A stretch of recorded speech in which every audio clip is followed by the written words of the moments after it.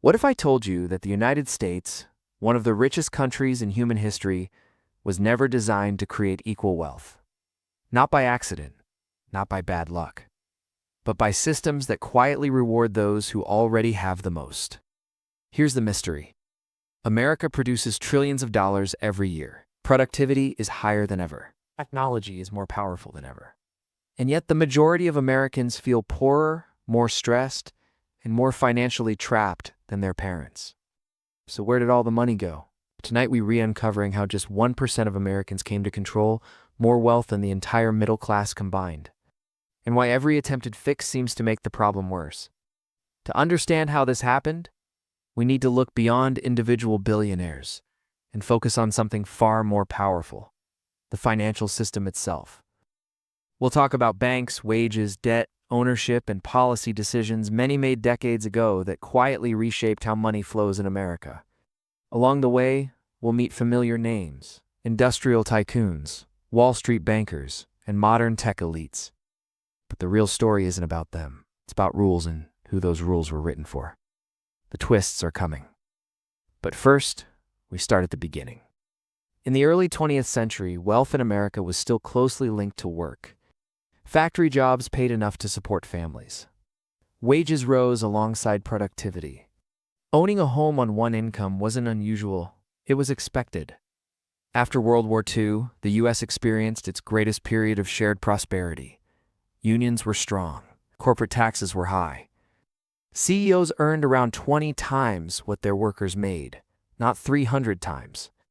The system wasn't perfect, but it had a balance. Labor and capital grew together. Then something changed.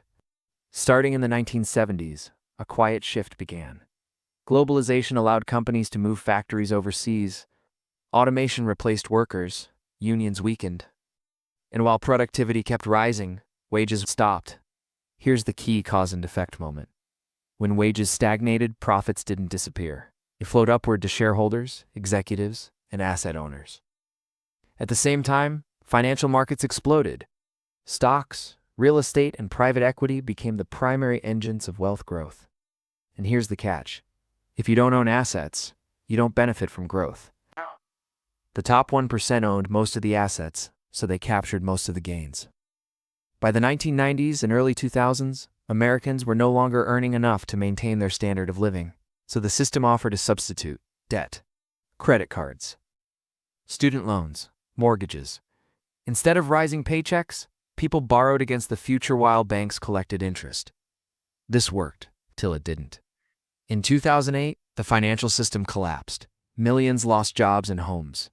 Trillions in wealth vanished mostly from the middle and working classes. But here's the twist.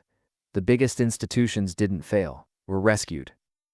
After 2008, the Federal Reserve pumped trillions of dollars into the economy. But most of that money didn't go to workers. It went into financial assets. Stocks surged. Real estate soared.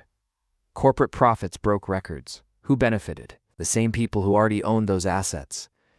By the time the economy recovered, wealth inequality was worse than before the crash.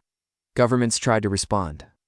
Low interest rates, stimulus checks, tax incentives. But these fixes treated symptoms, not causes. Cheap money inflated asset prices even more. Tax cuts favored capital over labor. And without structural change, wealth kept concentrating. The system kept doing exactly what it was designed to do. Today the numbers are staggering. The top 1% of Americans control over 30% of total wealth. The bottom 50%, less than 3%. Technology, AI, and automation are accelerating the trend. Asset owners gain leverage. Workers compete with machines. Debt rises again. It's the same pattern faster than ever. 1. Wealth flows to ownership, not effort. Hard work matters, but ownership matters more. 2. Inequality is systemic, not accidental. It's produced by policies, incentives, and financial structures. 3. Fixes that avoid structural change will always fail. Without changing how money is created and distributed, inequality compounds. History shows us something uncomfortable.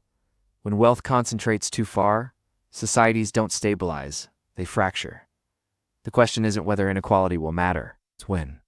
If you want to understand how money really works and how history keeps repeating itself, subscribe to the channel, because the next video may explain what comes after the 1%. And that's a story most people never see coming.